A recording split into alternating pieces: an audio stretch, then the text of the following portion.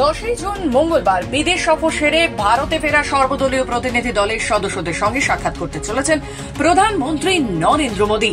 বিদেশের মাটিতে কূটনৈতিক উপায়ে পাকিস্তানকে বধ করার পর প্রতিনিধি দলের সদস্যদের সঙ্গে সাক্ষাতে তাদের অভিজ্ঞতা শোনার পাশাপাশি নৈশভোজ করবেন মোদী।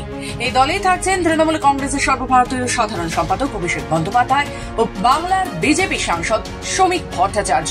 জানা যাচ্ছে আগামীকাল 7 নম্বর লোক কল্যাণ মার্গে প্রধানমন্ত্রী সরকারি বাংলোতে সন্ধ্যা 7টার প্রতিনিধি দলের সদস্যদের সঙ্গে সাক্ষাৎ করবেন প্রধানমন্ত্রী।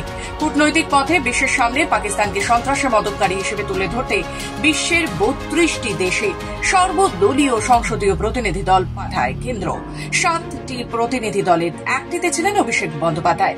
জাপান, দক্ষিণ কোরিয়া, ইন্দোনেশিয়া, মালয়েশিয়া ও সিঙ্গাপুরে গিয়েছিলেন তিনি এবং প্রতিটি দেশেই নিজের ভাষণে নজর কেটেছেন। পাশাপাশি বিদেশের মাটিতে ভারতীয় মনীষীদের শ্রদ্ধা জ্ঞাপন করে তৃণমূল সাংসদ এমন নজির তৈরি করেছিলেন যে পরবর্তীকালে বিদেশ সফররত অন্যান্য প্রতিনিধি দলের সদস্যরা সেই একই ধারা বহন করে ভারতীয় মনীষীদের শ্রদ্ধা জ্ঞাপন করেছেন। সূত্রে খবর, অভিষেকের জাপান সফরের সময় টোকিওতে বাংলার মহান বিপ্লবী রাসবিহারী বসু সমাধিতে শ্রদ্ধা জ্ঞাপন এবং সমাধির জরাজীর্ণ অবস্থা নিয়ে সরব হওয়ার পরে কেন্দ্রীয় সরকারের তরফ থেকে অন্যান্য প্রতিনিধি দলের সদস্যদেরও বিদেশের মাটিতে ভারতীয় মনীষীদের শ্রদ্ধা জ্ঞাপন করার জন্য বলা হয়।